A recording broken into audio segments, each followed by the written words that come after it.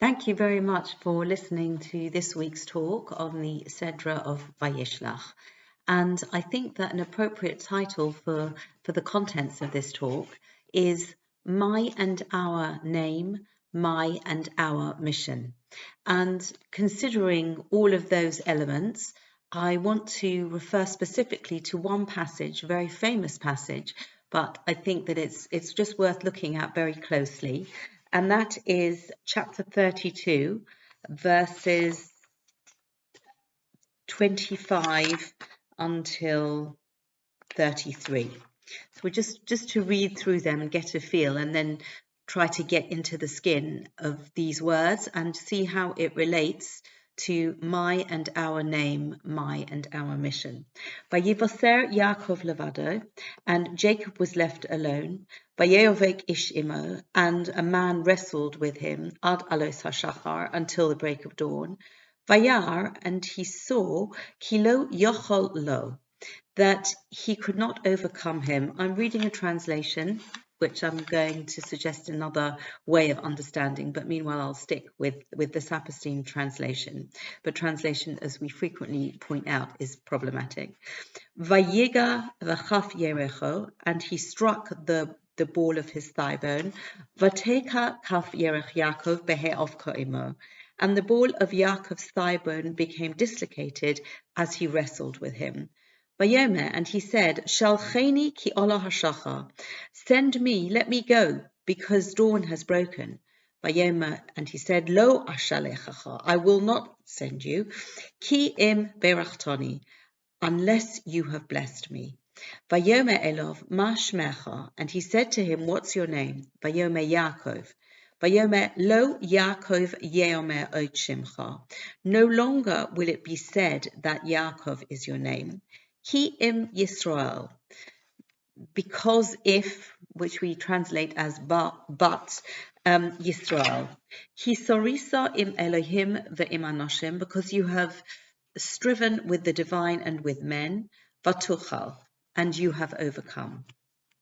Vayishal Yaakov, and Yaakov asked, Vayomer, and he said, Hagido noshemecha, tell me please your name.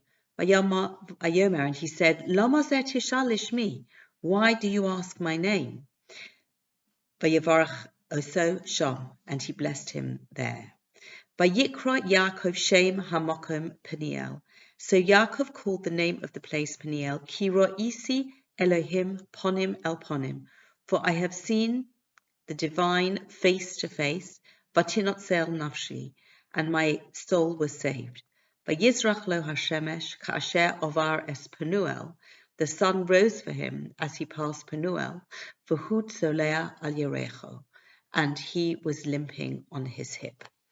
And the famous episode of the struggle between the angel, although referred to as an ish, as a man, by the words of the Torah, and the name change of Yaakov to Yisrael. Although this actually was not the name change, the angel was giving him the sort of information in advance that Hashem is going to change his name, change Yaakov's name to Yisrael. And this fact that after this Yaakov is informed of this name change, he is able to claim, to feel that he has seen Hashem face to face, and he calls Peniel, a name of a place, based on this feeling that he has. And the incredible messages that we can learn. So although it is a very personal name change for Yaakov, the name Yaakov carries with it the connotation, possibly, arguably from birth, when Yaakov emerges grasping the heel of his brother Esau, that there is an element of, with heel perhaps downtrodden, the lowest extremity of the body, and then the characteristic of deceit, which is also a part of the meaning of the word Yaakov, that Esau perceives that he has been deceived, tricked by Yaakov. Esau feels he was tricked with the sale of the birthright, and he was tricked with the blessings that were given to Yaakov by Yitzchak because of his subterfuge. And even though as far as the birthright is concerned, it was a sale. It was a contractual agreement that Esau wanted the soup, Yaakov wanted the birthright, and Esau agreed to those terms. But he still feels that he was tricked in some way. And sometimes the facts don't matter. If a person has this perception, then that is going to be what governs his responses. And in a way, the effort, the target strategy should be, how are we going to alter this perception? How are we going to present the facts so that somebody will see things in a different way? And certainly with the blessings, there is room to argue that there was actual deceit, that Yaakov is pretending to be Esau, and in this way he gets the blessings at that point that were intended for Esau. So with the baggage, as it were, that this name Yaakov has, in the struggle, this very enigmatic struggle, and there are many explanations on this passage. And even though the starting point of understanding Torah is always going according to the Pshat, which is the straightforward meaning of the words, and then we find afterwards that the rabbis will often see many layers, deeper meanings, allusions, and in a fascinating way they will make connections, picking up on textual connections, on words that have been used in different contexts of missing words. But actually, the basic premise is stick to the simple meaning of the text and you get a wealth of information.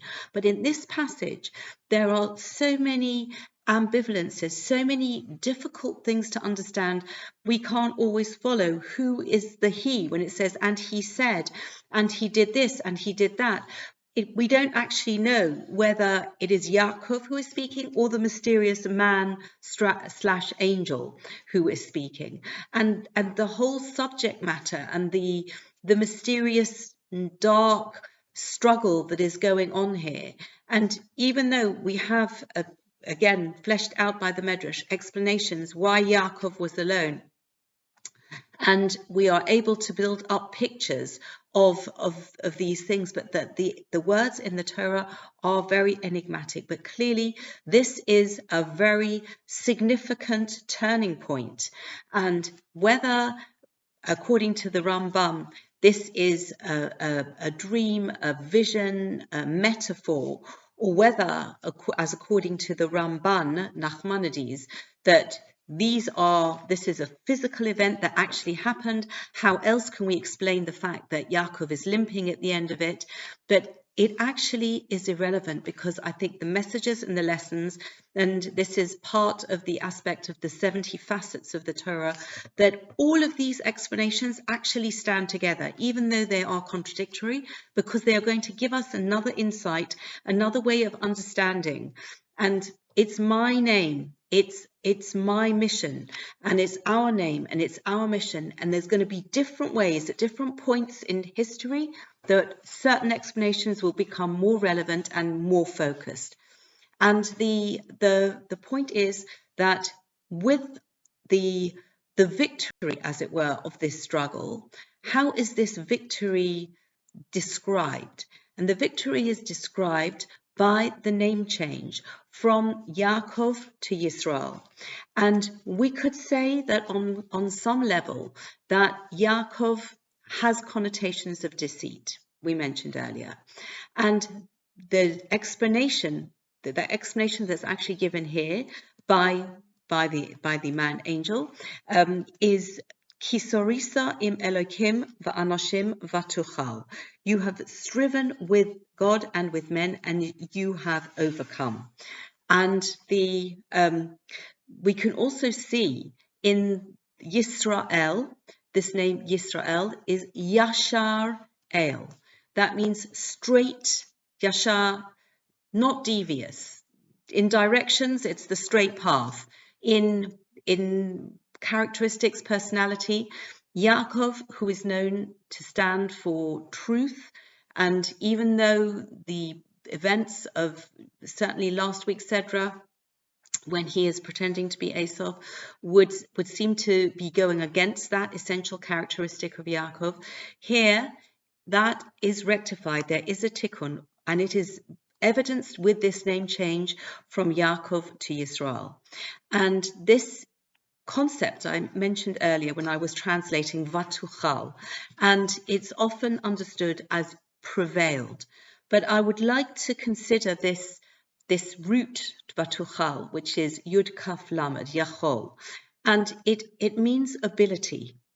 It's not a word that symbolizes victory in any kind of aggressive sense, even though there has been a struggle. And the word beheofko, when we have this beheofko imo, vayevek ish imo, this comes from the word dust. In Ivrit, sho'ev avak is a vacuum cleaner, but the word is used because when there is this kind of struggle going on, there is a lot of dust that's being kicked up.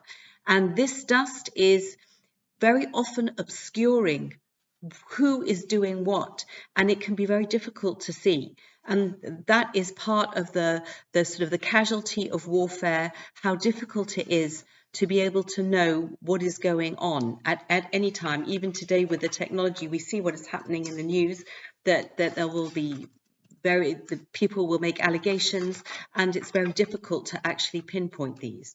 But this concept of vatuchal, instead of understanding it in a very militaristic victory, you won, you prevailed, but really Yaakov realized that he could, that this, with this struggle, with this confrontation of the mysterious man, or as Rashi says, the Sar Shel Esav, the guardian angel of Esav. Esav is Yaakov Avinu's nemesis. He is the brother who Yaakov imagines is coming with this force of men and hell-bent on revenge. And Yaakov is distressed, is petrified. And the Torah tells us by Yetzer Lo that he is on many levels. He is so worried about the outcome of this battle.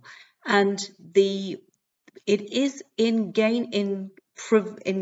overcoming the struggles of that night, whether they are actual physical, whether they are a dream or a vision, or born of worry and dark and fatigue, whatever it is, Yaakov Avinu finds that connection with Hashem, his point of strength, and he is able to go forward and to show a path of reconciliation that is going to bring about these two brothers who have been for so many years, 22-year separation, when one can imagine all sorts of things going on, whether it's the fears of Yaakov and the rage, the supposed rage of Esau that is potentially building up, we don't know, but it's a very long time.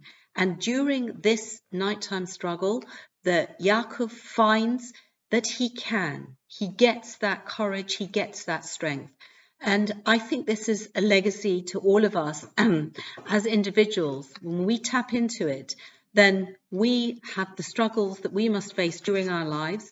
We can see that Yaakov Avinu, in the book of the Torah that is replete with Maaseh Ovo Simon Labonim, what has happened to the fathers is a sign, is a teaching tool for the subsequent generations to really take that courage and learn and get that from. And I think that on the one hand, it applies to us individually, but it applies to us collectively as a nation, as firstly as families, when we see that these brothers who were at loggerheads for so much of their lives are actually able to come together, although they're different and they are going to go their separate ways. There is going to be a clearing of the atmosphere, the bad feeling, the fear, and the potential for violence and terrible conflict that has been worked through. And this really, I think, is a message for all of us that it is possible to achieve. The point that we are, with the name change, it is unusual that after Yaakov's name has been changed, even when Hashem changes it later, we still refer to Yaakov as well as Yisrael. With the previous name changes, for example, with Abraham and with Sarah, once their names have been changed, we no longer refer to them by their former names. But Yaakov is an exception. And I think that we have an essential identity of Yaakov that we don't lose. And although we are collectively known as Bnei Yisrael, the children of Yisrael, as a nation, that is our name. That will be our confidence point, that we are able, in spite of everything that we have to go through as a nation throughout the millennia, we can look back and we can say, by the grace of God, we have survived, we have overcome, and we can do this. And again, it is by looking back at this struggle with Yaakov and the Sar Shel Esav as representing an individual and also representing a nation, that we can get that courage in our personal lives and in our national lives to do just that. The fascinating connection between the nation and the fact that we are only going to be referred to as Bnei Yisrael, that is something that is going to be the steady, the constant use of this new name, of this name change. And it is only that once Yaakov has really realized that he can say that he can name a place Peniel, and he will say that he has seen Hashem ponim el ponim. And when we contrast this with Moshe Rabbeinu, who asks to see Hashem, asks to understand Hashem's ways, as it were, and Hashem says to Moshe Rabbeinu, nobody can see me and live. You can only see things, you can only see my back, you can only work out with hindsight sometimes what has happened. But Yaakov here is saying, Ra'isi Elohim panim el panim. And I think that this is going to be when he is in his form as Yisrael, as the father of the nation, that he's got this privilege, that because he had this struggle and he has realized that he is able to deal with it, he's able to overcome, that he is going to see Hashem face to face. And I would like to connect this gift, this very unique ability to see Hashem panim el panim. How do we see Hashem panim el panim? And this goes to the second part of the title, My Mission, Our Mission.